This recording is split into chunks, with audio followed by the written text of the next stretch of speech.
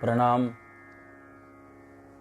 सबके हृदय में चैतन्य स्वरूप से विराजमान परम कृपालु परमात्मा को प्रणाम करता हुआ आप सभी दिव्य आत्माओं को सप्रेम जय गुरुदेव। परम कृपालु परमात्मा की कृपा से और हमारे पूर्वजों की कृपा से हमारे सत्कर्मों से हम सब स्वस्थ होंगे और सुरक्षित होंगे, आनंद की अनुभूति करते हुए जीवन के हर पल को जी रहे होंगे, ऐसी अपेक्षा व्यक्त करता हुआ मैं आप सबका बहुत स्वागत करता हूँ आज की अपनी इस चर्चा में। बहुत बहुत आप सबका हृदय से स्वागत करता हुआ और परम कृपालु परमात्मा के पास आप सब के लिए मंगल कामना करता हुआ बहुत आज के संवाद में, आज की चर्चा में आपका हृदय से स्वागत। और बहुत ही आनंद का विषय है कि हम हर रोज़ एक दूसरे से इस इलेक्ट्रॉनिक मीडिया के माध्यम से, फेसबुक के माध्यम से मुलाकात कर रहे हैं और कहीं तो अपने मन को हम डाइवर्ट करने की कोशिश कर रहे हैं कि क्योंकि समय ऐसा है, ज़रूरी है इस कोरोना से लड़ना, समझना। लेकिन मैं मानता हूँ कि इन परिस्थितियों में इस विचारधारा से बाहर निकलना और जैसे कि दुख आता है तो दुख के समय मुस्कुराना ही सॉल्यूशन है। तो बहुत कठिन है दुख के समय मुस्कुराना, ये मैं समझता हूँ, लेकिन मैंने अनुभव किया कि वही रास्ता है कि बस हम जैसे मुस्कुरा देते हो ना तो दुख हल्का हो जाता है। दूसरा फ़ायदा है कि मुस्कुरा दो, प्रसन्न रहो तो सॉल्यूशन भी मिलता है, आप जीत सकते हो और दुख को आप सामना कर सकते हो। तो ऐसे ही ये सारी परिस्थितियां है। मैं चाहता हूँ आप मुस्कुराते रहे, आप अपने मन को इस अवस्था में ले जाए कि जिस अवस्था में जाने के बाद फिर हमें ये सारी बातें बहुत छोटी लगने लगे, क्योंकि इससे भी बड़े बड़े दुख की बातें हैं लोगों के जीवन में, तो वो भी तो जी रहे हैं अपने जीवन को। तो हमेशा इसी विचारधारा से जीने की कोशिश करें कि मेरे से भी दुखी लोग इस जगत में हैं, लेकिन वो भी तो जी रहे हैं, तो मुझे क्या कठिनाइयाँ है। संतों को इतनी कठिनाइयाँ जीवन में सहन करनी पड़ी तो मैंने भी करनी चाहिए। तो इस तरह से अपने मनोबल को, अपने आत्मबल को बढ़ाने की कोशिश करिए। हमारा संतों का सम्मेलन हुआ परसों, तो संतों के सम्मेलन में यही बातें हुई कि अपने अपने साथ जुड़े हुए जो लोग हैं हमें उनकी चिंता करनी चाहिए। और अब धीरे धीरे थोड़ी जो मानसिकता है, मनोबल जो है वो ढीला हो सकता है, तो एक नेगेटिविटी बढ़ सकती है लोगों में, जिसके अलग अलग बहुत कारण हैं। तो मन में हम कह रहे थे कि इसके ऊपर काम करना पड़ेगा। मैंने बोला मन में कि हमने तो काम शुरू ही कर दिया है, कि क्योंकि जो मेरे से लोग जुड़े हैं, जो मुझे सुनना पसंद करते हैं, उनकी जिम्मेदारी मेरे ऊपर है और उस जिम्मेदारी को समझते हुए ही ये सारी कोशिशें मैं कर रहा हूँ, जब मैंने करनी चाहिए, क्योंकि ये कर्म भी मेरे लिए योग है, ये कर्म भी मेरे लिए साधना है, ये कर्म भी मेरे लिए अनुष्ठान है। मैं इस संवाद को अनुष्ठान कह रहा हूँ। ये कर्म ही मेरे लिए एक व्रत है। ऐसे समझते हुए मैं बहुत ही कोशिश कर रहा हूँ कि मैं इस तरह से आप सबके प्रसन्नता का कारण बना रहूँ, और इस समय में जब आपकी मुझे ज़रूरत है, तब हम इस रिश्ते को निभाते रहे। तो आइए एक थोड़ा स्मरण करता हुआ अपने फिर इस विषय को आगे ले जाएंगे। तब तक हमारे सैनिक धीरे धीरे उपस्थित हो रहे हैं। आज मैंने कोशिश की कि समय से शुरू करूं और समय से समाप्त करूं, क्योंकि मैं बहुत समय ले रहा हूं आप सभी का। तो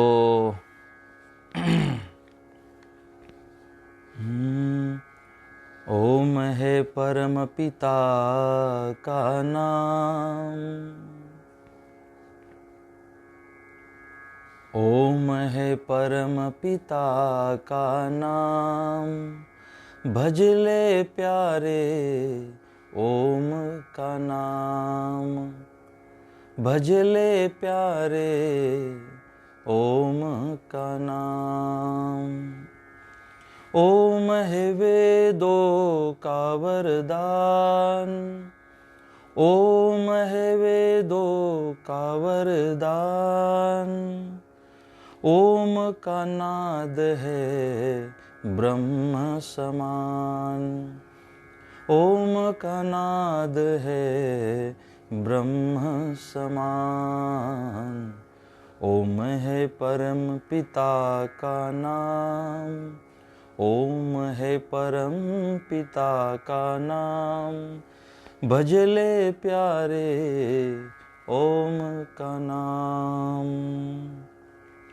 ओम का नाम है अति पावन, ओम का नाम है अति पावन, ओम का मंत्र है मन भावन, ओम का मंत्र है मन भावन।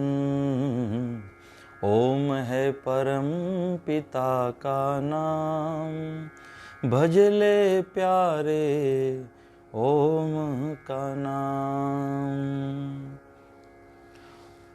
ओम का मंत्र है मन भावन, ओम का मंत्र है मन भावन, ओम का सुमिरन ओम का गान। ओम है परम पिता का नाम, भज ले प्यारे ओम का नाम। ओम कहो कहो ओमकार, ओम कहो कहो ओमकार, ओम की महिमा अपरंपार। ओम है परम पिता का नाम, भज ले प्यारे ओम का नाम, भज ले प्यारे ओम का नाम। ओम है परम पिता का नाम, भज ले प्यारे ओम का नाम। बहुत बढ़िया पंक्तियाँ थी, आज मैंने पढ़ी तो गुनगुनाने का मन हुआ, जैसे याद रही मैंने गुनगुनाने का प्रयास किया। तो ओम का आप लोग स्मरण करते रहे। ओम हमारे सभी इंद्रियों को प्रभावित करता है। ओम का नाद, इसे ब्रह्मन नाद भी कहा गया। और 4 वेदों का सार अकार, उकार और मकार है, अऊम ओम। तो इसका उच्चारण करने से एक स्फुरन हम सबको मिलता है। इसका स्मरण करने से हमारी सुप्त शक्तियाँ जागृत होने में मदद करती है, क्योंकि हम ओम के अंश हैं। ओम की ऊर्जा हमारे संपूर्ण शरीर को प्रभावित करती है, क्योंकि हम उसके अंश है। उसके ओम के जो गुण धर्म है सात्विक, वो सारे के सारे हमारे भीतर है। लेकिन उन सद्गुणों की पहचान तब होगी, या तो आपको अनुभूति उस ऊर्जा की तब होगी जब ओम के साथ आपकी कनेक्टिविटी जुड़ जाएगी। तो ओम से जुड़े रहे, ओम का स्मरण करते रहे, ओम का उच्चारण करते रहे। तो इस तरह से बहुत ही जल्द मैं आपको मेरी एक ऑडियो भेज रहा हूँ। शायद 2-3 दिन का समय और लग सकता है। जिसमें समय तो लगेगा, और जिनको समय है वही उसको कर पाएंगे। ज़्यादा कुछ आपने करना नहीं है, बस कानों में फ़ोन लगाकर आपको कमेंट्री को सुनना है, और उन शब्दों को के ऊपर ध्यान आपको देना है। तो उसमें मैंने ओम के बारे में भी कुछ बातें कही है, जिसमें मैंने ध्यान के बारे में बातें, अपने आप के बारे में बातें कही है। तो ऐसी कुछ बातें हैं जिसको मैं ऑडियो के माध्यम से सबको देने की कोशिश करूंगा बहुत ही जल्द। तो ये जो आध्यात्मिक शक्तियाँ है, जो वेदों के मंत्र है, ये हमें बहुत प्रभावित करते हैं, हमारे मन को प्रभावित करते हैं, हमारे इंद्रियों को प्रभावित करते हैं। तो ओम का आप स्मरण करते रहे। ओम वेदों का सार है। तो जैसे मैंने शुरुआत की थी कि ये आध्यात्मिक ऊर्जा ही आपको इस समय में मुस्कुराना सिखा सकती है। जैसे कि मैंने कहा कि दुख के समय जब हम दुखी हैं, जब परेशान हैं, जब बहुत संकट में हैं, तो तब क्या करना चाहिए? तो तब हमने प्रसन्न रहने की पूरी कोशिश करनी चाहिए, हमने शांत रहने की बहुत कोशिश करनी चाहिए, और हमने अपना जो मुस्कुराना है, एक समाधान वृत्ति से रहना, उसे खोना नहीं है। वो गंभीरता से हमने याद रखना है इन बातों को। जब आप क्योंकि जब प्रॉब्लम आती है तो सॉल्यूशन लेकर आती है, बस सॉल्यूशन को हमें ढूंढना पड़ता है।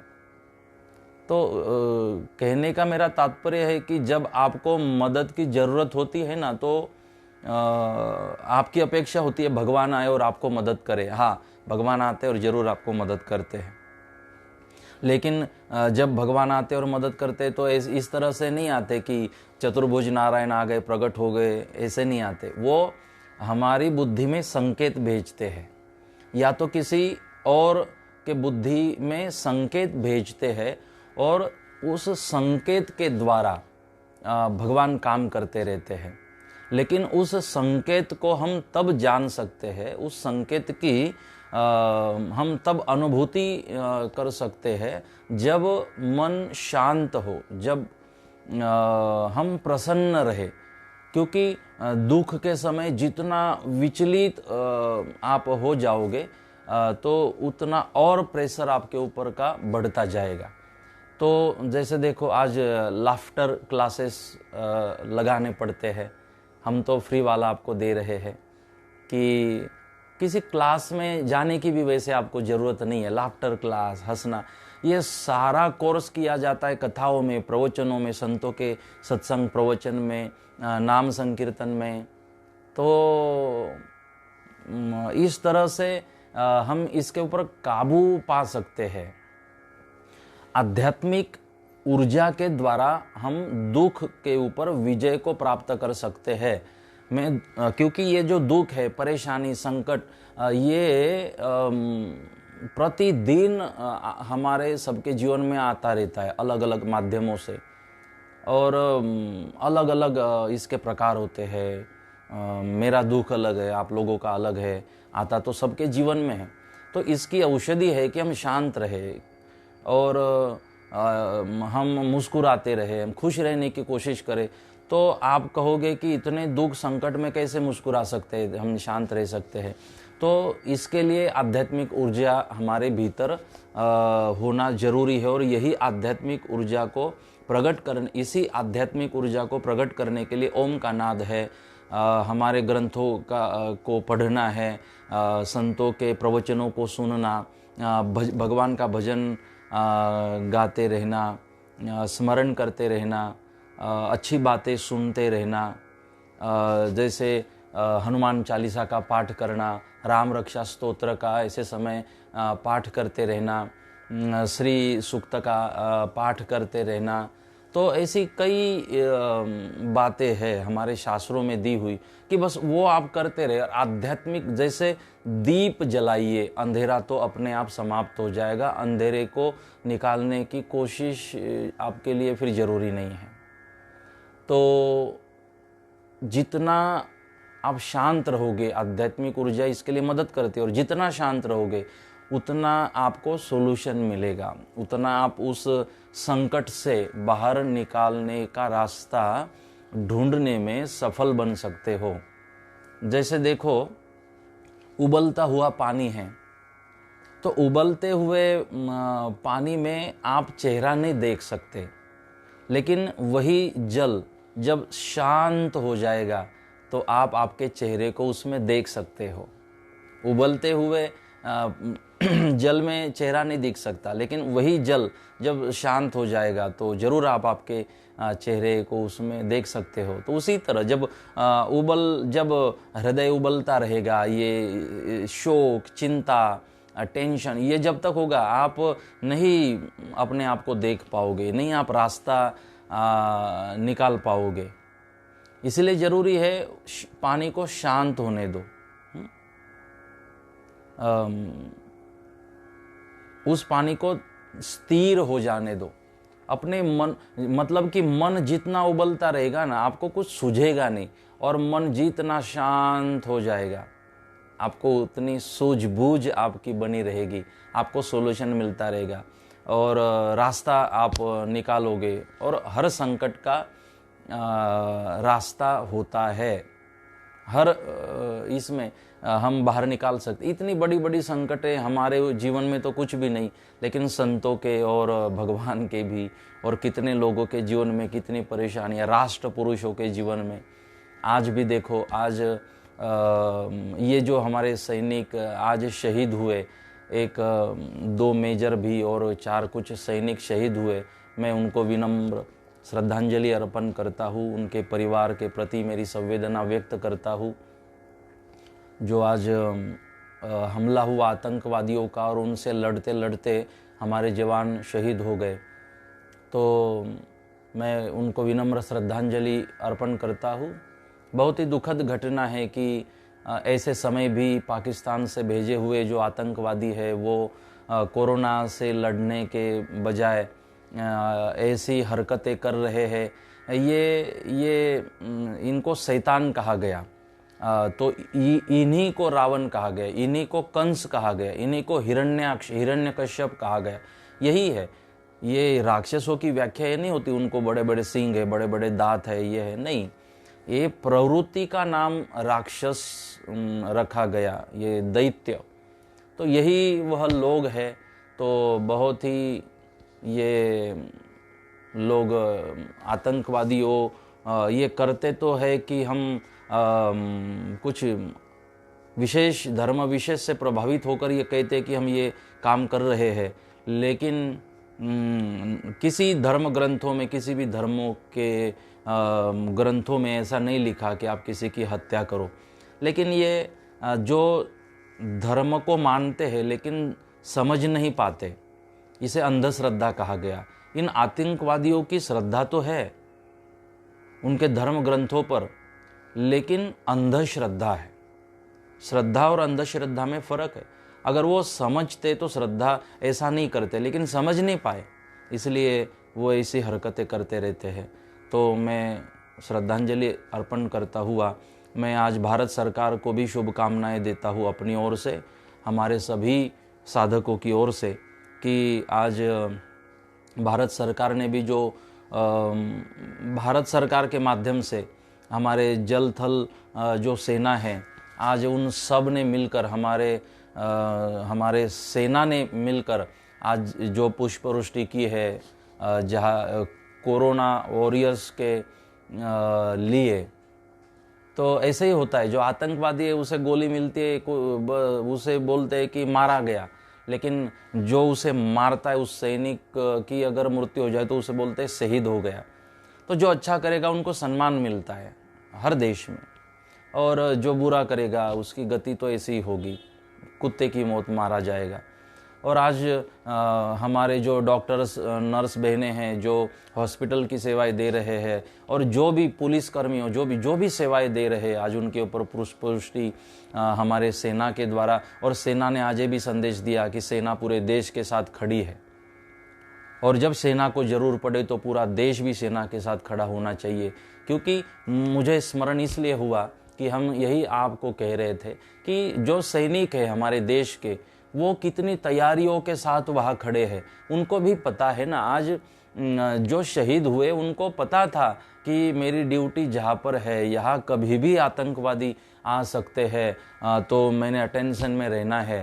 एक तो मैं उसे मारने वाला हूँ, नहीं तो मैं शहीद होने के लिए तैयार हूँ। उनको पता है ना, कभी भी गोली आ सकती है और मैं शहीद हो सकता हूँ।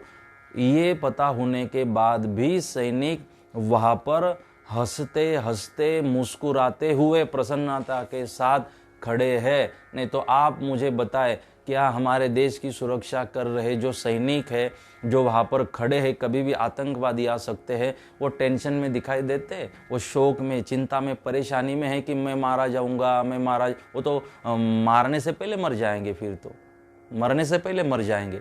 लेकिन जैसे अब आत्मविश्वास के साथ हमारे सैनिक खड़े हैं, मरने की, मृत्यु की भीति, मृत्यु का भय नहीं है। और ये कहा गया मृत्यु का भय इन सैनिकों का देशभक्ति के कारण, ये मृत्यु के भय को भी इन्होंने जीत लिया है। अपनी जिम्मेदारी को समझने के कारण, अपने देश को, धर्म को समझने के कारण, देश को बचाने के लिए जब अंदर से स्फुरण हुआ देश सुरक्षा का, तो उस आत्मविश्वास के कारण जो मृत्यु का भय है वो भी कम हुआ। और हम तो कुछ नहीं, घर में मेरा क्या होगा, मेरा क्या होगा, मरने से पहले मर जाते हैं। इसलिए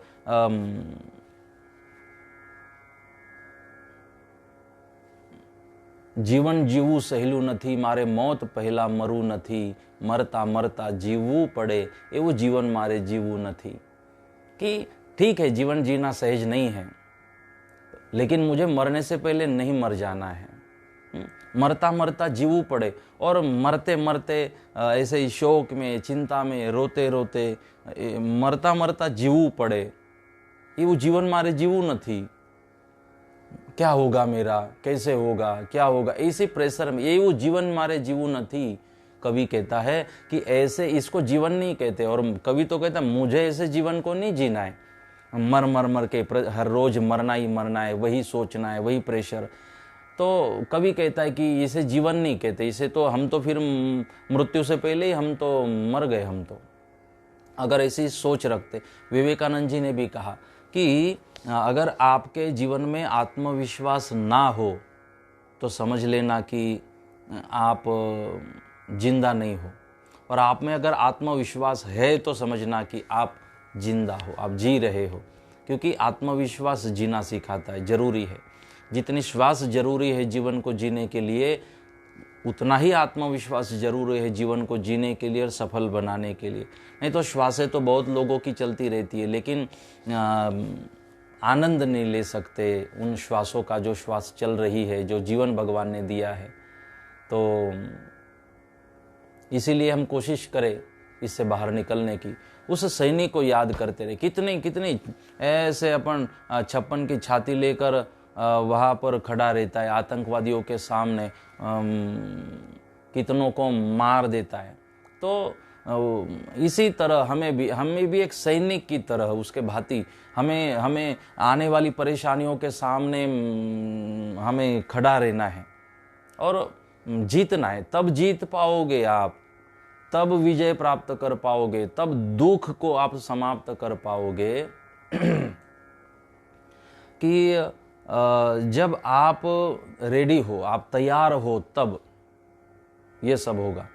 नहीं तो होता क्या है, ये दुख हमें घबराता है, डर दिखाता है, और हम दुख को एक दूसरे को हम डरते रहते हैं, वो हमें, हम उसको। जैसे कि खेत में आप जा रहे हो, तो खेत में जाते समय अगर रात्रि के समय में आप खेत में जा रहे हो, तो जो किसान होता है ना, हाथों में लकड़ी लेता है और लकड़ी को ऐसे ठोकते ठोकते चलता है, या तो फिर ऐसे खांसते खांसते किसान चलता है। क्यों? उसे पता है अगर मैं जिस रास्ते से जा रहा हूँ उस रास्ते में अगर कोई सांप वगैरह कोई जीव हो तो वो आवाज़ से भाग जाएगा। इसीलिए तो लकड़ी हाथों में रखते हैं और आवाज़ करते करते हम रास्ते से जाते हैं। तो हमें पता है कि आवाज़ आने से वो भाग जाएगा, क्योंकि आवाज़ से उसको डर लगती है, मतलब उसके मन में भी डर है। लेकिन आप क्यों लकड़ी लेकर जा रहे हो ठोकते ठोकते? आप क्यों खांसते खांसते जा रहे हो? क्योंकि आपके मन में भी डर है। तो डर उसके मन में भी है, डर आपके मन में भी है, लेकिन जो आवाज़ निकालेगा ना वो जीतेगा और सामने वाला भागेगा। तो आवाज़ करना सीखे। आवाज़ का मतलब है आत्मविश्वास। जो वादा करेगा अपने आप से वो जीतेगा।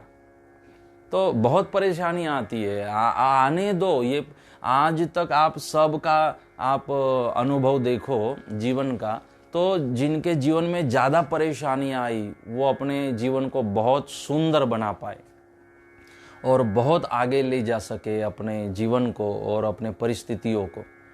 तो ये परिस्थिति आई क्योंकि जो स्पीड ब्रेकर आता है रास्ते में, वो स्पीड ब्रेकर हमारी गति को रोकने नहीं आता। वो स्पीड ब्रेकर हमारी गति को रोकने नहीं आता, स्पीड ब्रेकर एक्सीडेंट से बचाने आता है। इसलिए हम अगर स्पीड ब्रेकर आता है तो हमारी स्पीड थोड़ी कम करे, आराम से उसे हम क्रॉस करके हम आगे चलते रहे। तो स्पीड ब्रेकर को, ये जो स्पीड ब्रेकर आते रहते जीवन में, ये हमें रोकने नहीं आते, बस हमारा एक्सीडेंट से बचाने आते हैं। तो इस तरह से आप सब लोग कोशिश करें कि हम इस मनोवृत्ति से हम बाहर निकल कर काम करने की हम सब लोग कोशिश करें। तो इसी तरह से हम अपने मनोबल को बनाए रखें। आप ही आपके जीवन में बदलाव ला सकते हो, आप ही स्वयं आपके कल्याण के कारण हो, आपको ही आपका कल्याण करना है। आप जितना दूसरों पे आप डिपेंड रहोगे, उतनी मुश्किलें, उतना समय ज़्यादा लगता रहेगा, उतनी मुश्किलें बढ़ती रहेगी। लेकिन नहीं, हमने अपने आप के ऊपर निर्भर होना है। किसी और के भरोसे नहीं जीवन को जिया जाता, न आपने जीना चाहिए। स्वयं को इतना सिद्ध करो कि मैं किसी से अपेक्षा न करूं, मैं अपने आप को इतना काबिल बनवाऊं कि लोग मेरे से अपेक्षा करें। मैं अपने आप को इतना काबिल बनवाऊं। मैं स्कूलों में जब जाता हूँ बच्चों के लिए एक मैं स्टोरी सुनाता हूँ छोटी सी, तो मैं आपको बताऊँ, आपके बच्चों को बताना और आप भी याद रखना इस बात को। और जो मैं इसमें स्टोरियाँ बताता हूँ ना, तो आप ज़रूर औरों को इन स्टोरी आपके नाम से आप सुनाना, मुझे कोई दिक्कत नहीं है। तो सुनाना ज़रूर, डबल फ़ायदा होगा। एक तो आपके स्मरण में रह जाएगी जो मैंने सुनाया था, और दूसरी बात औरों के लिए आप कुछ अच्छा कर सकते हो। क्योंकि ऐसा नहीं है कि दान देना ही दान होता है, सेवा करोगे तब ही सेवा होती है। आप नहीं, आप किसी के मुस्कुराने का कारण बन जाओ, किसी की प्रसन्नता का। जैसे आपको ब्लड डोनेशन करना है, लेकिन डॉक्टर ने मना किया कि आप ब्लड डोनेट नहीं कर सकते हो, आपका इतना वेट चाहिए, इतना नहीं है, लेकिन आप चाहते हो कि मुझे ब्लड डोनेट करना है। तो ज़रूरी नहीं है कि ब्लड आपके शरीर में से निकाले और फिर उसके शरीर में डाल दे, फिर ब्लड डोनेट हो गया। नहीं, आप ब्लड डोनेट करना चाहते हो तो जिसे डोनेट करना चाहते हो ना, उसको आप उसके मुस्कुराहट का कारण बन जाओ, उसे खुश कर दो, उसे हंसाओ, उसे खुश करो, उसे प्रसन्न करो। जैसे वो अंदर से खुश होगा, प्रसन्न होगा, हैप्पी होगा, अपने आप उसके शरीर में खून बढ़ना शुरू हो जाएगा। हो गया ब्लड डोनेशन। आप सेवा नहीं कर सकते किसी कारण से, तो जो सेवा कर रहे हैं उनको शाबाश कह दो, उनकी पीठ थपथपाओ, हो गई सेवा। तो आप कोई दान नहीं कर सकते आप लोग, लेकिन आप आपका चेहरा तो प्रसन्न रख सकते हो। तो आपका प्रसन्न चेहरा देखकर और किसी को प्रसन्नता अगर मिल रही है तो हो गया दान। ये भी दान है कि हम हमारी ओर जब कोई देखे तो वो मुस्कुराए, वो टेंशन हो तो लेस हो जाए, वो मुस्कुराना सीख ले, ये भी दान है। तो एक बात बताता हुआ, मन ज्ञान के आधार से ही हम बोल रहे हैं, मन की बातें और अपने आप को जीतने की बातें और आत्मविश्वास को निर्माण करने की बातें और हमारी शक्तियों को जागृत करने की बातें, सुप्त शक्तियों को। और हम मन और ज्ञान का सहारा है कि हम सामान्य नहीं, हम असामान्य हैं। दुनिया में कोई भी बात ऐसी नहीं है जो हम नहीं कर सकते। मन और ज्ञान का सार है कि और किसी के भरोसे हम अपने जीवन को जीना छोड़ दें, अपना एक अस्तित्व निर्माण करें, अपनी समझ निर्माण करें, अपनी सोच के साथ अपने विचारों को इतना मजबूत करें कि हम अपना जीवन जी सके। हमारे जीवन का निर्माण हमें खुद को ही करना होगा, तब जाके ये यशस्वी हो सकता है। तो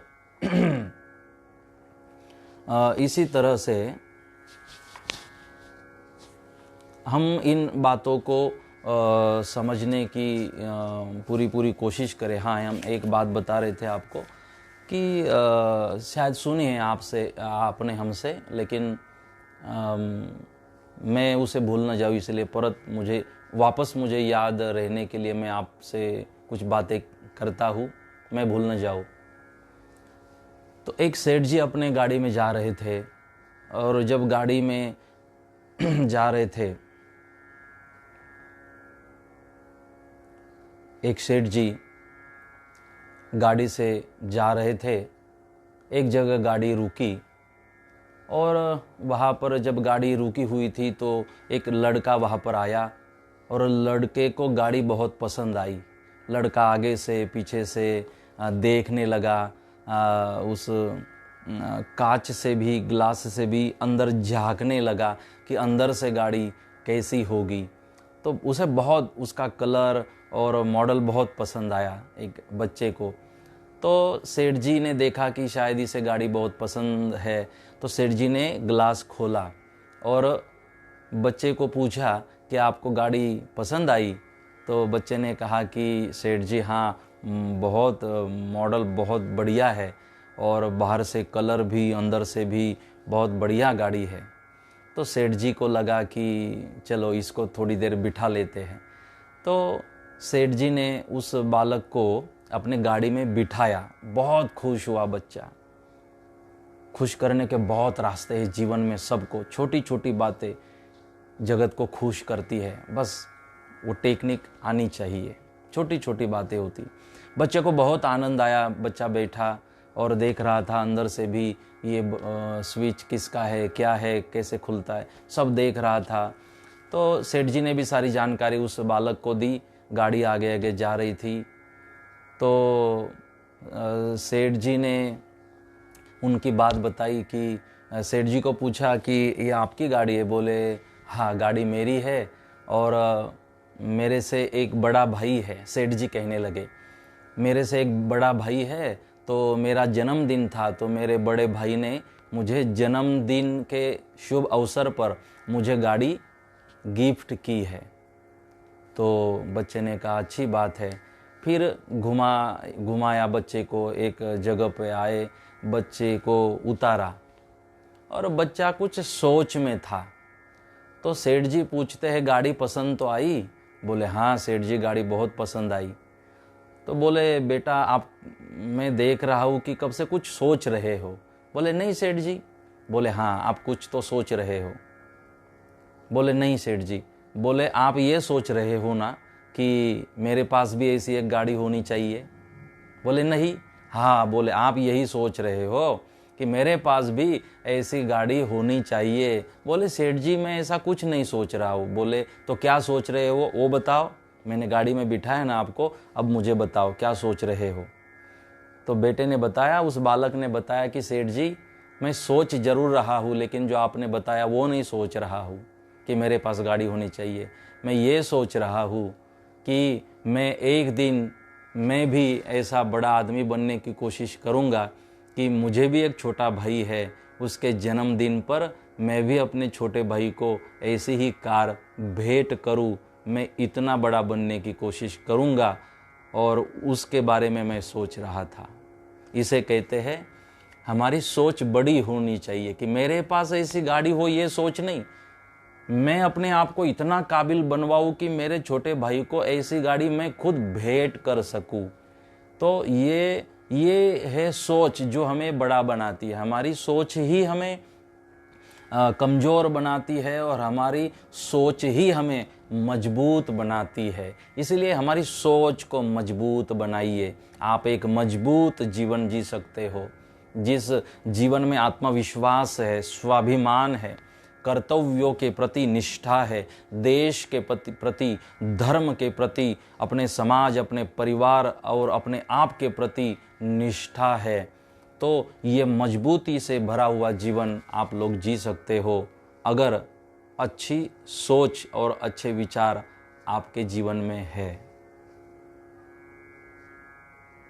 तो शायद मेरा इशारा आप सब समझ आए। तो बहुत बहुत आप को धन्यवाद।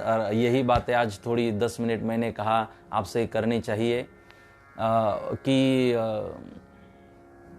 धर्मेश भाई पटेल कह रहे कि पूरे परिवार के साथ सुन रहे हैं, पूरा परिवार।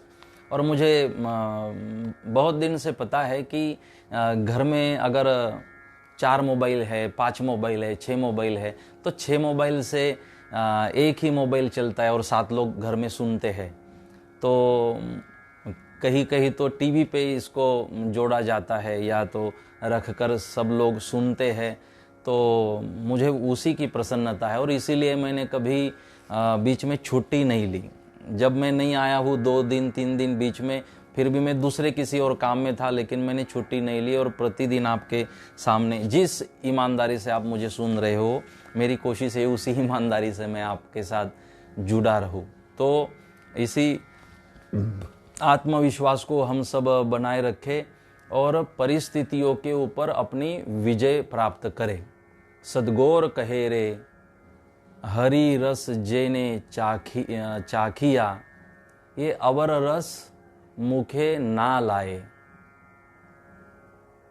प्रेमे मस्त ते तोह माहे रहे, ते तो हरि रस बैठा खाए। सदगोर कहे रे अमृतवाणी कि हरि रस जेने चाखिया, जिसने हरि रस, ब्रह्म रस, ज्ञान रस जिसने चख लिया। सदगुरुदेव की एक वाणी भी है, ब्रह्म रस लागो मीठड़ो, ब्रह्म रस लागो मीठड़ो, मारे अंग उलटन जाए रे, मारे अंग उलटन जाए रे।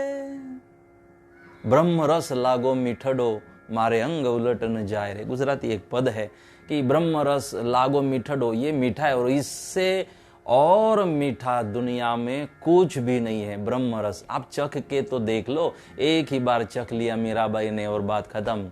चांदी की दीवार को तोड़ा, मीरा ने घर छोड़ दिया। एक धनवान की बेटी ने गिरधर से नाता जोड़ लिया। ये उसका परिणाम होता है। इसलिए ब्रह्म रस जरूरी है। जैसे हमारे यहाँ जो भी हम बहुत सारे संतों का चरित्र है अलग अलग। हमारे महाराष्ट्र के जगत गुरु तुकाराम महाराज, तो तुकाराम महाराज की जो गाथा है, उनकी जो पोथी थी, ग्रंथ, वो पानी में डाल दिए गए, लेकिन वो शांत के शांत ही रहे। मैया ने उनको वो सब वापस कराया। उनका इतना अपमान हुआ जगत गुरु तुकाराम महाराज का अपने जीवन में कि बहुत उनका अपमान कराया गया तुकाराम महाराज का, लेकिन वो शांत के शांति रहे। शांति ब्रह्म जिनको शांत, संत और श्रीमंत कहा गया, ऐसे शांति ब्रह्म एकनाथ जी महाराज। कोई व्यक्ति 108 बार थूकता है उनके ऊपर और हर बार थूकने के बाद वो गंगा मैया में जाके स्नान करते हैं। थूक इसलिए रहा था कि इनको क्रोध आना चाहिए। 108 बार थूकता रहा, वो स्नान करते रहे, फिर भी क्रोध नहीं आया शांति ब्रह्म एकनाथ महाराज को।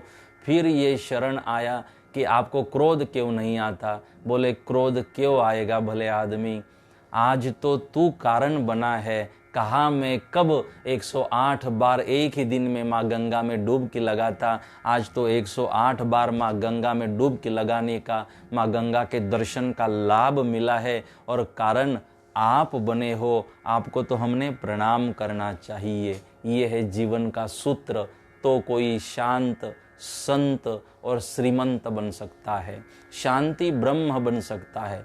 हाँ, संतों के जीवन में से यही सूत्र हमें जीने के लिए कहा गया। हम संतों को पूजते रहे, मेरी कुछ बातें बहुत थोड़ी ये होती है, धार वाली होती है, मुझे माफ़ करना, लेकिन मैं कथाओं में भी इन बातों को स्पष्टता से कहता हूँ, क्योंकि सत्यम वद ये हमारा धर्म होता है वक्ताओं का, कि जिन संतों के चरित्र से हमने ये सद्गुण लेने चाहिए, उन संतों की प्रतिमा बनवाई, फोटो बनवाया, पूजते रहे, आरती करते रहे, उनकी मूर्तियां बनवाते रहे, उनके मंदिर बनवाते रहे, उनकी जय जयकार करते रहे, उनको पूजते रहे, उनकी पुण्यतिथि मनाते रहे, ये सब करते रहे। लेकिन क्या मैं जिनकी मूर्ति बना रहा हूँ, जिनका मंदिर बना रहा हूँ, जिनको गुरु मानता हूँ, मैंने जिनका नाम लिया, जिनसे नाम लिया, जिनको मैं इतना मानता हूँ, आरती धूप अगरबत्ती करता हूँ, प्रणाम करता हूँ, तो क्या उनके जीवन में वो जिस तरह अपने जीवन को जिए, क्या उस तरह मैं अपने जीवन को जीने की कोशिश कर रहा हूँ?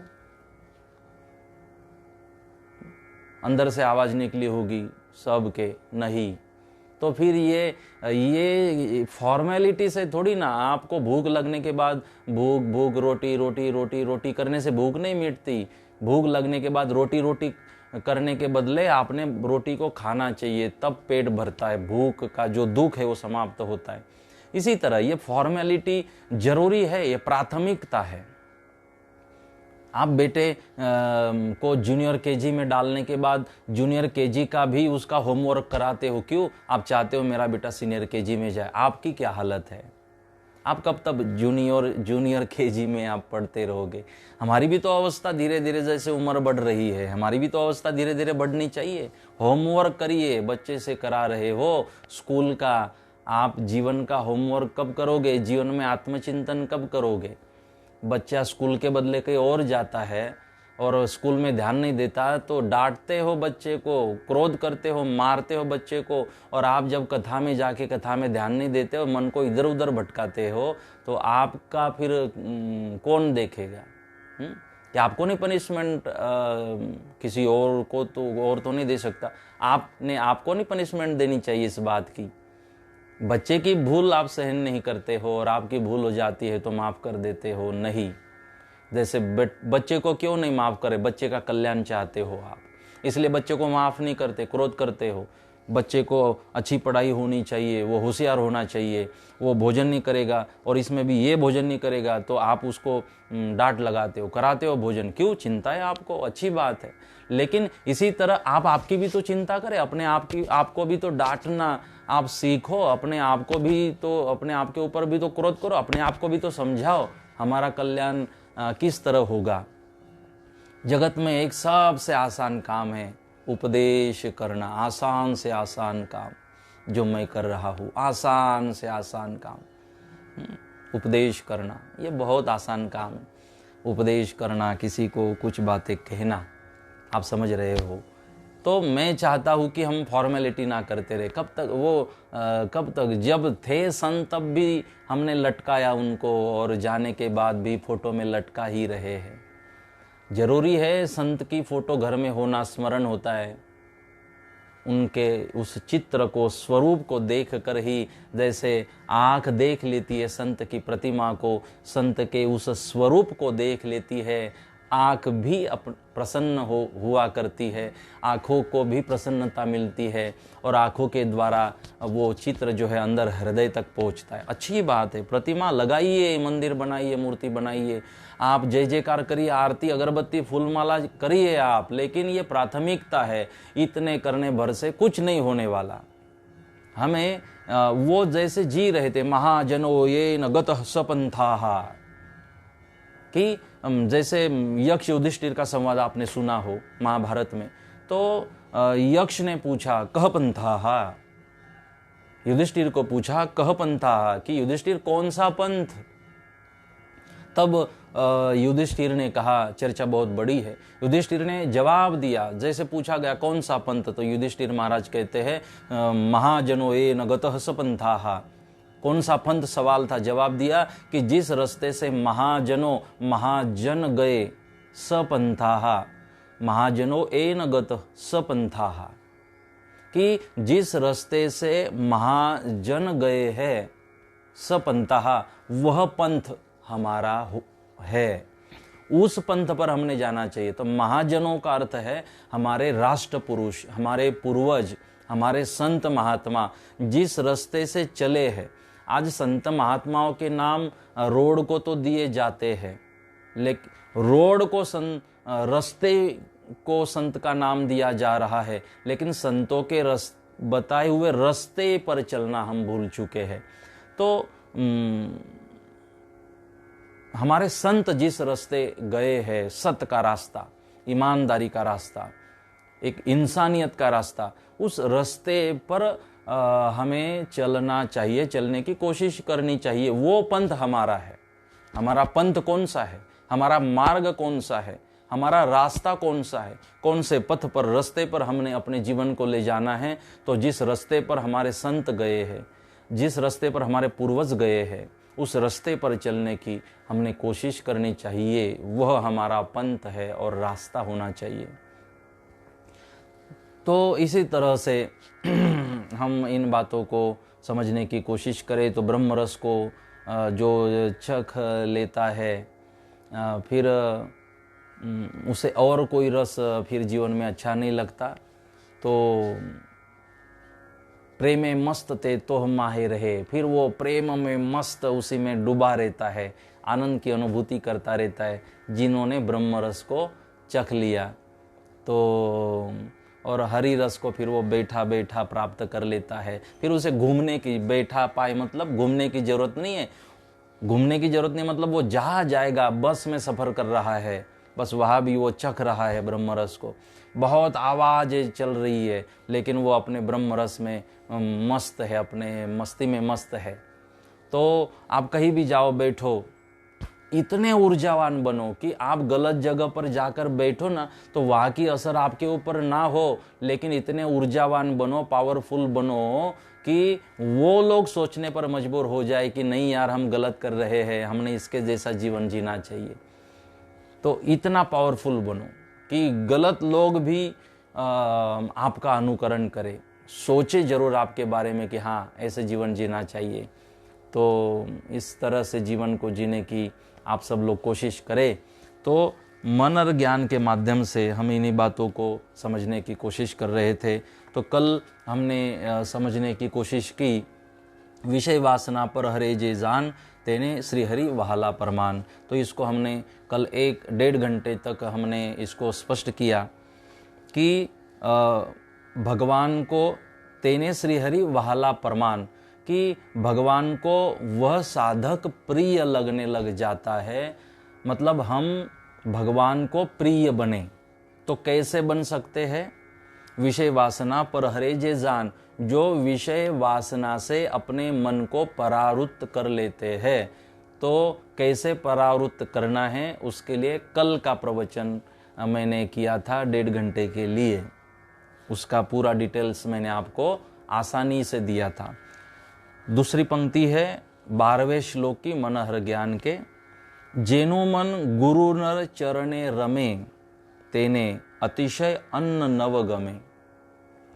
कि जिसका मन गुरु चरणों में स्थिर हो जाता है, सद्गुरु भगवान के चरण कमलों में जिसका मन लीन हो जाता है, तो उसको, अब इसके द्वारा इसमें जो लिखा है तेने अतिशय अन्न नव गमे, तो फिर उसे भोजन की भी आवश्यकता नहीं रहती। तो इसका मतलब ऐसा है कि उसे भोजन की मतलब नहीं रहती और वो भूखा रह सकता है, ऐसा नहीं है।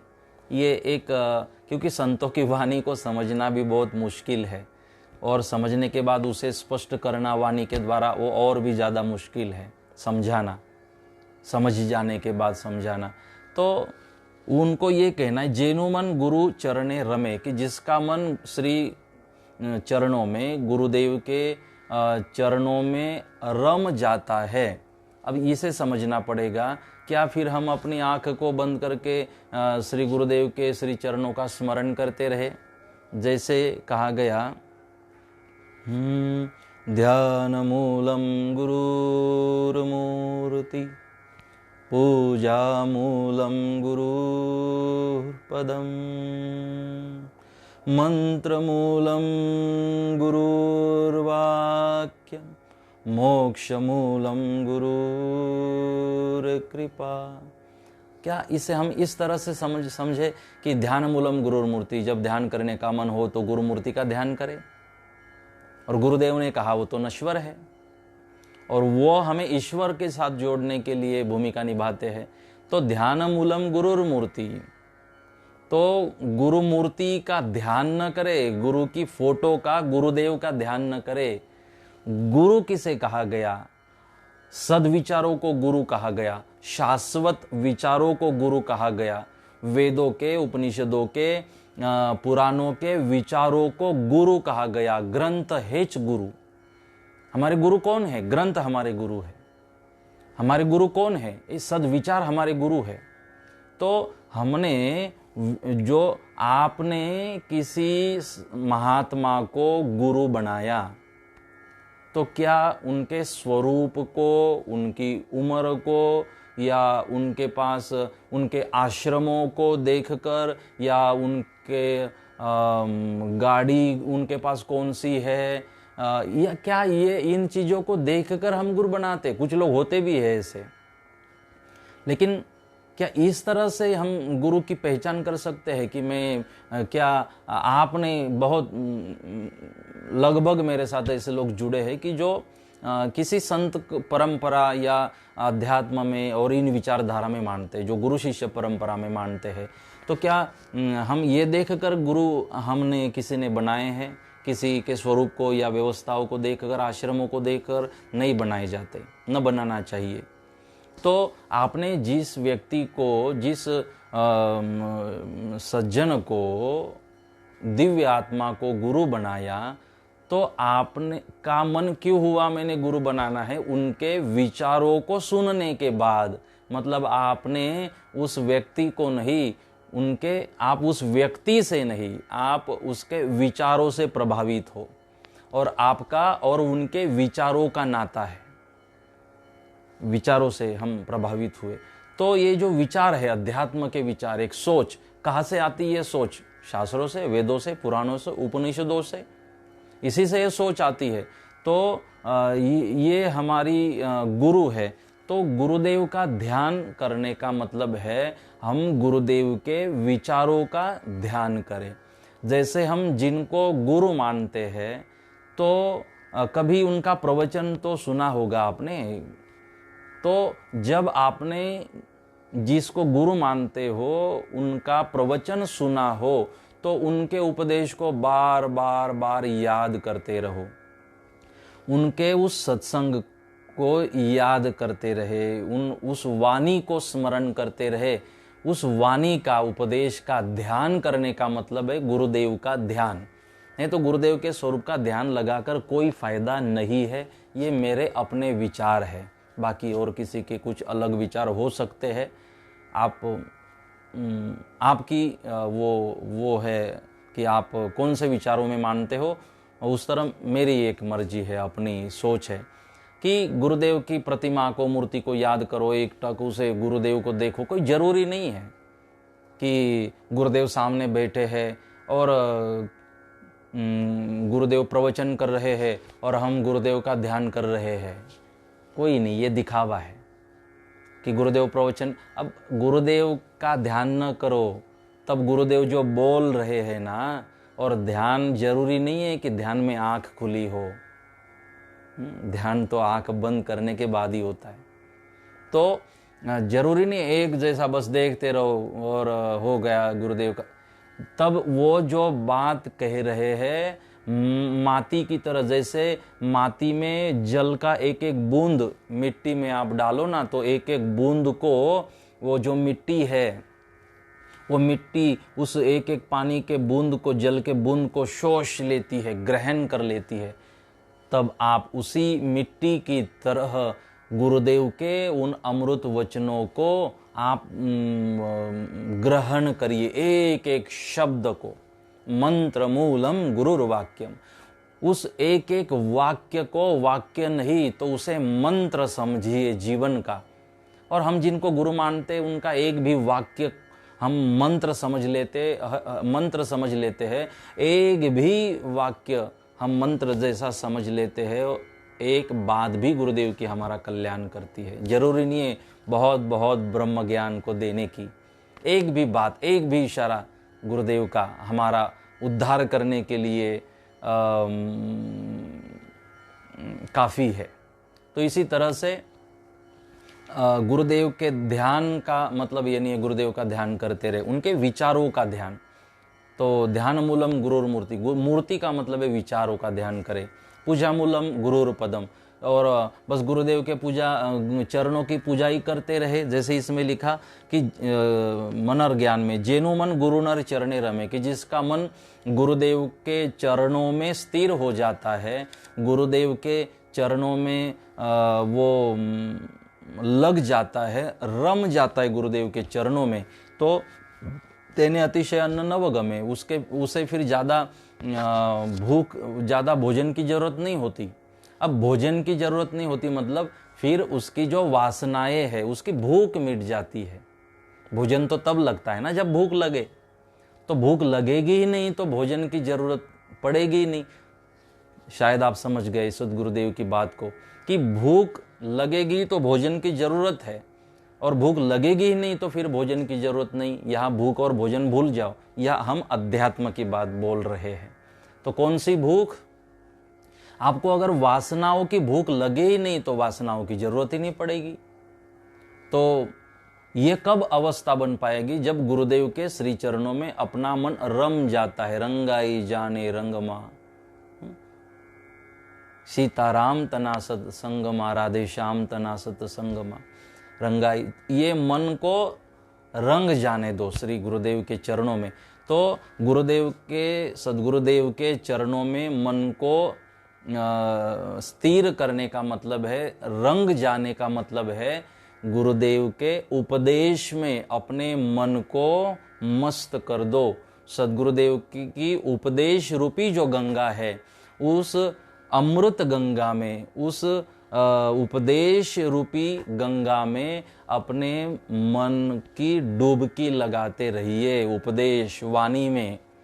क्योंकि ये जो उपदेश है ना, शास्त्रों का उपदेश, यही गंगा है कलयुग में। ये कभी दूषित नहीं होगी, शास्त्रों की गंगा, ये कभी मैली नहीं होगी। इसके लिए कभी गाना नहीं बनाना पड़ेगा, राम तेरी गंगा मैली हो गई। ये जो इसे कोई मैला नहीं कर सकता, इस ज्ञान को कोई मैला नहीं कर सकता। इसमें कभी गंदगी नहीं आ सकती। अगर सच्चा ज्ञान हो, कोई गंदगी नहीं डाल सकता इस गंगा में, अमृत गंगा में। तो इसीलिए ये जो गंगा है, इसमें हमें डुबकी लगानी चाहिए। तो श्री चरणों का मतलब है कि हम जिनको गुरु मानते हैं, उनकी विचार रूपी, उपदेश रूपी गंगा में अपने मन को स्थिर करे, उपदेश से अपना नाता रखे। गुरुदेव से रिलेशन का मतलब है गुरुदेव के आचरण से रिलेशन, गुरुदेव के विचारों, सद्विचारों से रिलेशन, गुरुदेव के उस पॉजिटिव थिंकिंग के साथ हमारा रिलेशन, जिससे प्रभावित होकर आपने उनको गुरु बनाया है। तो इस तरह से हम सब लोग कोशिश करें।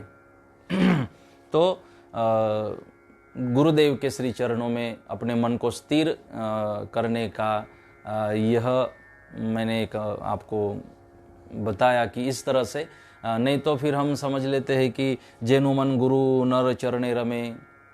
क्योंकि हमारे हिंदू शास्त्रों में व्यक्ति पूजा नहीं बताई, और आज तक जिन्होंने अपने आप को भगवान समझने की कोशिश की है संतों ने, मैं ही भगवान हूँ, हिरण्यकश्यप कहता था मैं ही भगवान हूँ, रावण कहता था मैं ही भगवान हूँ, हिरण्याक्ष कहता था मैं ही भगवान हूँ, कंस कहता था मैं ही भगवान हूँ, मारे गए ना।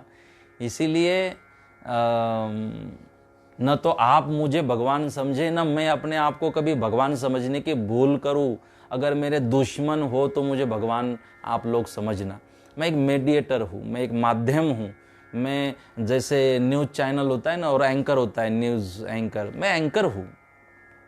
मेरे आप विचारों के साथ आप लोगों ने जुड़ना ज़्यादा ज़रूरी है।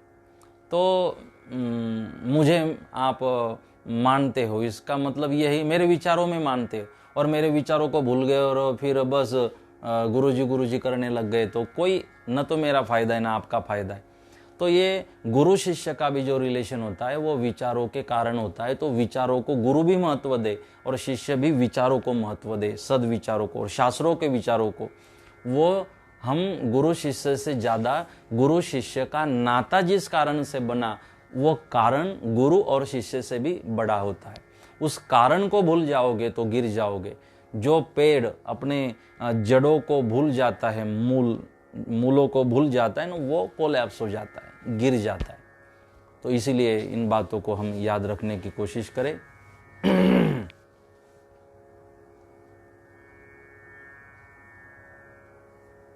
તમારા કરણી અમને નિંદા તો ભૂખ્યાને ભોજન ના ભાવે રે स्वामीजी। अच्छा, तो इस तरह से सदगुरुदेव हम सबको समझा रहे हैं कि जेनु मन गुरु नर चरणे रमे। संतों ने भी यह कहा कि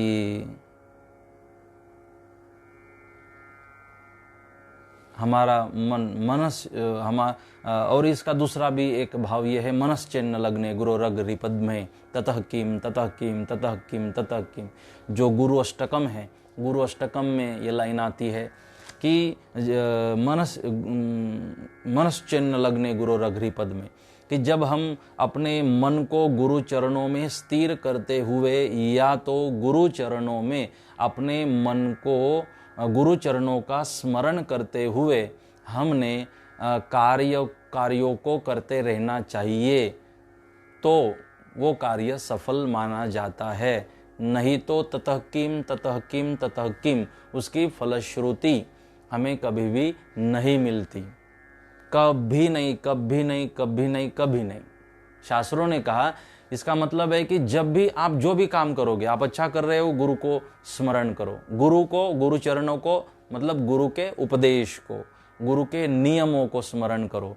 आप दुकान चला रहे हो, तो कल एक दुकान वाले ने भी मुझे वीडियो भेजी थी बड़गांव टाकड़ी से।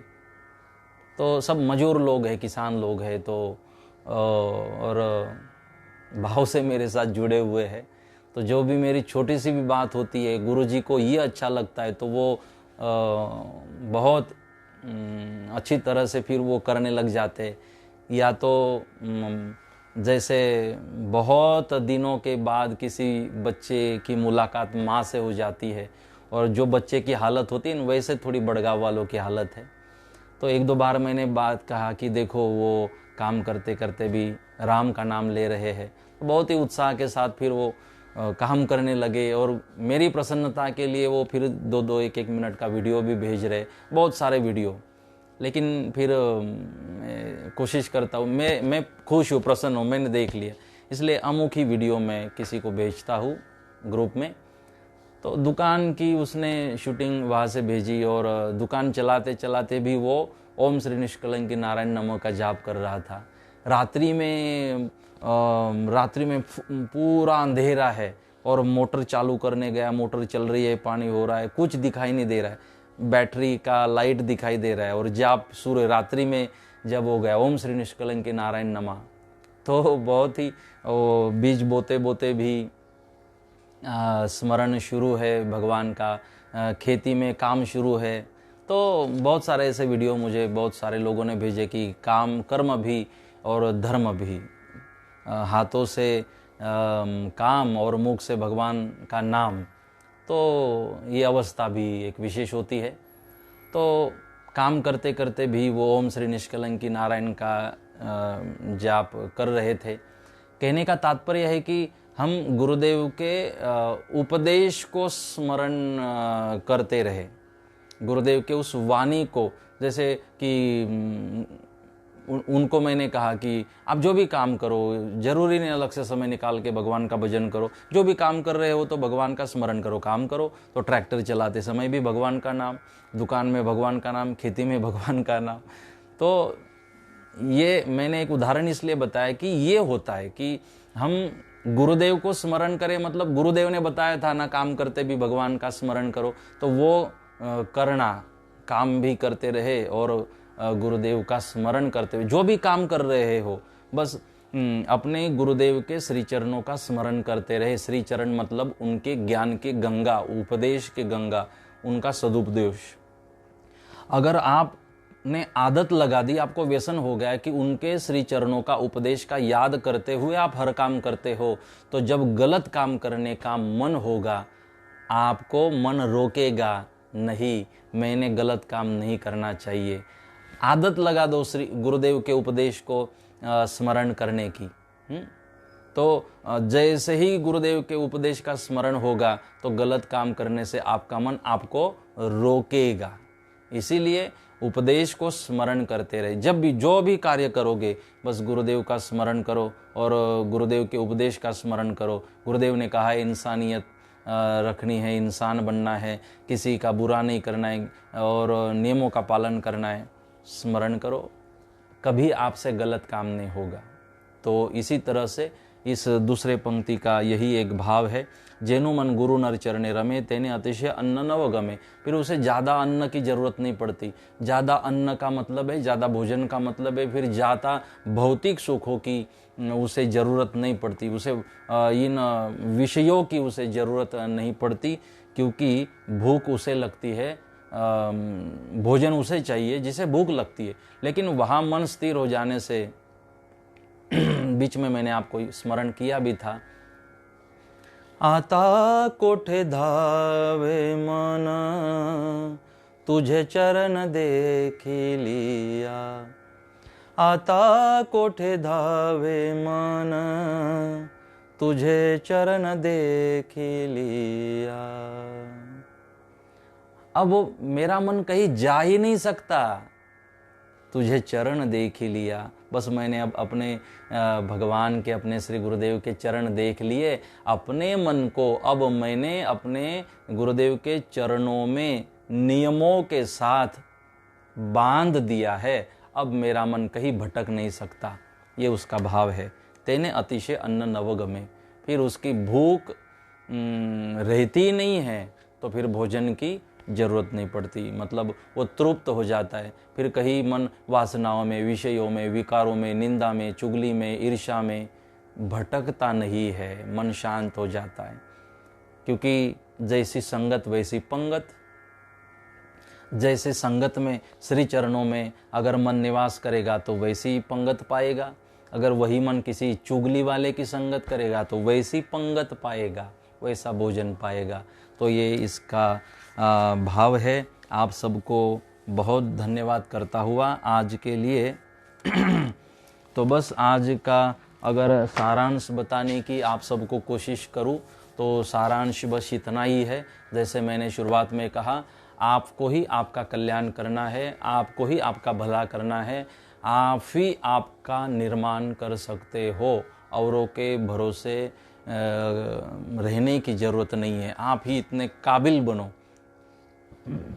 तो कितना भी दुख संकट ये सब आता रहे, धैर्य से सामना करो। आप कर सकते हो। इतनी ऊर्जा, इतनी ताकत, इतना आत्मविश्वास आप सब में है। और आज हमने देखा कि अर्जुन कह रहा था मैंने युद्ध नहीं करना है, तो भगवान ने यही सारी बातें बताई तो अर्जुन भी उठ खड़ा हुआ। अर्जुन को सारी कर्म योग भी आज सिखाया। और कितना बढ़िया मिश्रण भगवान करते हैं, कर्म का, ज्ञान का, कितना बढ़िया मिश्रण। तो वही बातें तो हम आपको कह रहे थे। मैं ऐसे नहीं कह सकता देखो आज भी भगवान ने वही कहा, नहीं, भगवान ने जो कह दिया है पहले से वो मैंने आपको कहा। ये तो हम व्यासो उच्चिष्ट जगत, ये पूरा का पूरा जगत जो है व्यास जी का उच्चिष्ट खा रहा है। मैं सारे जगत के वक्ता, कथाकार व्यास जी का ही उच्चिष्ट खा रहे हैं। व्यास जी ने ये सब सरल किया है और हम आप तक पहुंचा रहे हैं उन सारी बातों को। इसलिए वक्ता जिस आसन पर बैठते हैं उस आसन को व्यासपीठ कहा जाता है, व्यास का सम्मान दिया जाता है, क्योंकि व्यास जी ने ही ये बहुत आसान किया है। तो सारांश बस इतना ही है कि आप आत्मविश्वास के साथ आप रहिए, अपने मन को प्रसन्न रखने की कोशिश करते रहिए, आप जीतोगे ज़रूर। और दूसरी बात कि उपदेश को स्मरण करते हुए आप अपने जीवन को जीने की कोशिश करिए। जैसे कि और ये उपदेश तब हम स्वीकार सकते हैं, ये ब्रह्म ज्ञान तब हमें प्राप्त हो सकता है क्योंकि जब हम पात्र बनेंगे तब जाके हमारे अंदर वो ब्रह्म ज्ञान आ सकता है, हमें प्राप्त हो सकता है। उसका सारांश मैं आपको बताते हुए अपने वाणी को विश्राम दूंगा। एक महात्मा जी थे। महात्मा भिक्षु की करते थे। एक घर के सामने जाकर खड़े होते हैं और माँ को कहते हैं, माँ भिक्षाम देहि, मुझे भिक्षा चाहिए। वो जो माता थी, माता बाहर आई और माता ने भिक्षा दी, प्रेम से भिक्षा दी साधु को। तो साधु का नियम था भिक्षु की करना है, भिक्षा में जो मिले वो ग्रहण करना है और चलना है। तो भिक्षा ली और साधु जाने लगे भिक्षा लेकर। वो माता कहने लगी, ए बाबा जी, भिक्षा ली और निकल पड़े, उपदेश नहीं दोगे? तो जब उस माँ ने कहा उपदेश नहीं दोगे, उसमें थोड़ा स्पर्श था अहंकार का उस बात में। बात उस तरह से उस माँ ने कही थी। तो साधु महात्मा ने कहा, माई जरूर तेरे घर की रोटी खा रहा हूँ और मेरी जिम्मेदारी बनती है कि मैं तुझे उपदेश दूँ, कुछ अच्छी बातें सुनाऊँ जिससे तेरा मन प्रसन्न हो जाए, लेकिन मैं कल उपदेश दूंगा। बोले ठीक है, मैं कल 12 बजे आऊँगा माँ। माता जी ने कहा ठीक है, कल 12 बजे आना। बाबा निकल गए। दूसरे दिन 12 बजे आने वाले हैं। आज तो पता नहीं था आएंगे, तो जो थी भिक्षा वो दी थी, लेकिन अब तो पता है ना कि कल 12 बजे आने वाले हैं। तो उस माँ के हृदय में भी प्रेम उमट आया और माँ ने कहा कि आज 12 बजे महात्मा आने वाले हैं, तो क्यों मैं ऐसा सादा भोजन नहीं करा सकती, मैं खीर बनाऊंगी। तो रात्रि से खीर की तैयारी उस माँ ने शुरू कर दी। खीर, बहुत बढ़िया खीर बनवाई, उसमें केसर डाला, उसमें काजू बादाम और जो भी उसमें डाल सकती है, इलायची उसमें डाली और बहुत बढ़िया खीर माँ ने बनवाई। दूसरे दिन 12 बजने का समय था और साधु महात्मा आए, माँ, हे माई भिक्षा दे, भिक्षा। तो जैसे आवाज़ आई, आज माई भी खुश थी कि आज मैं खीर खिलाऊंगी बाबा जी को। तो ये खिलाने का आनंद भी अनोखा होता है जीवन में। और खाने से, कई लोग मैंने देखे जो खाने से ज़्यादा खिलाने में मानते हैं, और ये भी एक भक्ति है। तो माँ खीर ले आई, बाबा मैंने आज आपके लिए खीर बनवाई है, आज खीर पाइएगा। जी माता जी, जो आप प्रसाद में दोगी मैंने ग्रहण करना है, जो आप दोगी मेरे लिए तो वो भगवान का प्रसाद है। तो एक कमंडल था हाथों में, वो माई को दिया। बोले माई इसमें आप खीर डाल दो। तो जैसे वो कमंडल लिया तो माई ने देखा उसमें तो गोबर की गंध आ रही थी। माई ने कहा इसमें ये तो गंदा है, इसमें तो गोबर पड़ा हुआ है, ये गोबर की गंध आती है, इसमें से बहुत गंदी गंध आती है, तो इसमें नहीं डाल सकती। तो बोले, बाबा जी बोलने लगे, माई अगर आपको देना हो तो इसी में दे दो। बोले नहीं नहीं, मैंने इतनी बढ़िया खीर बनवाई बाबा जी आपके लिए, इसमें तो खराब हो जाएगी, इसमें तो बिगड़ जाएगी। नहीं नहीं, मैं इसे साफ करती हूँ और फिर मैं इसमें खीर रखती हूँ। तो महात्मा ने कहा, माँ आज मुझे खीर भी मिली और आप कह रही थी ना कि उपदेश दो, तो आपको उपदेश भी आज मैंने दिया, उपदेश भी मैंने आज आपको दिया। तो माता जी समझ गई इस संत के इशारे को। अब मेरा और आपका समझना बाकी है। तो संत ने कहा, कल माँ ने कहा था उपदेश तो दो, तो महात्मा ने आज उस माँ को कहा कि माँ, उपदेश तो जरूर मैं दूंगा, लेकिन उपदेश तो ऐसे हृदय में रहता है, ऐसे हृदय में डाला जाता है जो हृदय साफ हो। जैसे आपने खीर इसलिए नहीं रखी मेरे पात्र में क्योंकि पात्र खराब था, तो खीर भी बिगड़ जाती, इसलिए मैंने और आपने डालने से मना कर दिया। उसी तरह हम उपदेश भी ऐसी जगह करना चाहते हैं कि जो पात्र साफ हो। तो माँ ने जो बात कही थी कि उपदेश तो दो, तो माँ को पछतावा होने लगा कि नहीं, मेरे शब्दों में धार थी, मेरे शब्द कठोर थे, और इस तरह मुझे जिससे उपदेश लेना है मैंने इस तरह बात नहीं करनी चाहिए थी, विनम्रता से मैंने प्रार्थना करनी चाहिए थी। तो संत ने कहा, अगर जैसे कि हम नदी के किनारे जाते हैं, तो नदी के किनारे जाने के बाद प्यासे थे इसलिए तो नदी के किनारे गए, तो जल पीने के लिए, प्यास बुझाने के लिए आपको झुकना पड़ेगा। नदी का जल ऊपर नहीं आएगा, और आ भी जाए तो आप रहोगे नहीं। तो नदी के किनारे प्यास बुझाने जब हम जाते हैं तो झुकना पड़ता है, तो जब झुकोगे तब कुछ आपको मिलेगा। तो माँ बात को समझ गई कि मैंने जिस तरह बात की, तो जब तक ऐसी कठोरता मेरे हृदय में है, उपदेश मेरे हृदय में प्रवेश नहीं कर सकता। जब विनम्रता आएगी, जब मैं खाली हो जाऊंगी, इन अहंकार अभिमान को निकाल के मैं खाली हो जाऊंगी, तब मेरे अंदर ये उपदेश प्रवेश कर सकता है। और यही संदेश उस महात्मा को, उस माई को देना था। इसी तरह हम भी अपने आप को खाली कर दे और अपनी गंदगी को हटाने की कोशिश करें। फिर सद्गुरुदेव का उपदेश, सद्गुरुदेव की कृपा, भगवान की कृपा हमारे हृदय रूपी पात्र में आ सकती है, प्रवेश कर सकती है। तो शायद आप हमारे इशारे को समझ रहे हो, और वो भी आप सबके सब समझदार। बहुत बहुत आप सबका धन्यवाद करता हुआ आज यही मैं अपने वाणी को विश्राम देता हूँ। आज भी एक समूह का नाम, जैसे मैं आपके सामने उपस्थित रहा उसी समय मेरे पास एक नाम आया।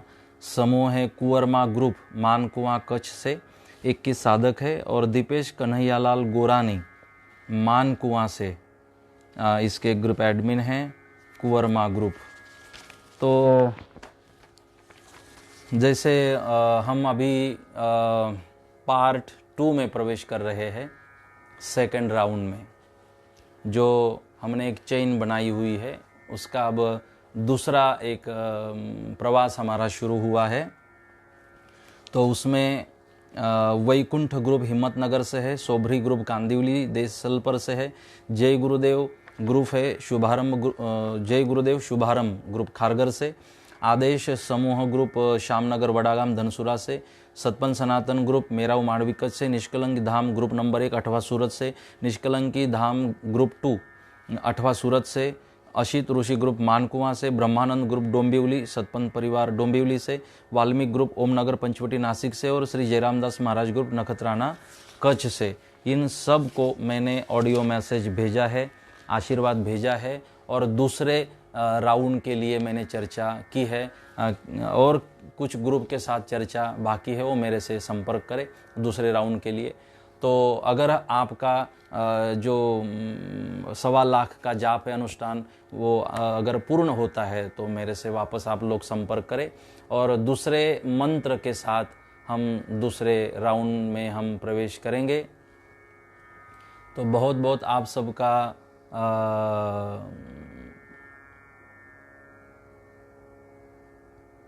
धन्यवाद करता हुआ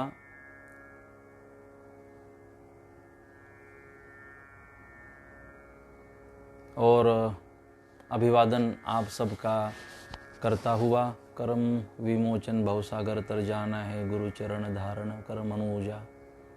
अच्छा, ये दीपिका भावसार जी भजन भी बढ़िया गाती है, इन्होंने एक ऑडियो मुझे भेजा था, बहुत ही सुरीला एक भजन था, हृदय को स्पर्श करने वाला। मैं कहूँगा एक अच्छी कला, एक गॉड गिफ्ट होता है ये सारा। तो इसे संभाले रखे और गाते रहे, गुनगुनाते रहे। तो जो भी अपने अंदर की कलाएं है बस उसे ओपन करो और उसका अच्छा उपयोग देश, समाज, परिवार अपने लिए करते रहो। वो भगवान सबको नहीं देते सारी चीज़ें। तो आपने दिया मन का सैनिटाइज़र, बहुत बढ़िया है। चलो ठीक है। अब खाली सैनिटाइज़र घर में रखने से उपयोग नहीं होता, हाथों को लगाते रहना बार बार ज़रूरी होता है। नहीं तो कई बार सैनिटाइज़र तो होता है घर में, लगाना भूल जाते हैं। अब दिया है सैनिटाइज़र तो उपयोग करते रहो, देना हमारा काम है, उपयोग करते रहना आप सब लोगों का काम है। बहुत बहुत शुक्रिया, बहुत धन्यवाद आप सबको आज के लिए, मेरे साथ जुड़ने के लिए, मेरे साथ अपना अनमोल समय बिताने के लिए, मेरी प्रसन्नता का कारण बनने के लिए आप सबको बहुत धन्यवाद। थैंक यू जो भी मेरे साथ जुड़े। कल मिलते हैं वापस 6 बजे। हम सब लोग कल मिलेंगे नए विचारों के साथ और नए संवाद के साथ, नई चर्चाओं के साथ, मन हर ज्ञान के आधार पर। बहुत बहुत आप सबका शुक्रिया, बहुत बहुत धन्यवाद और आप सबको शुभ रात्रि।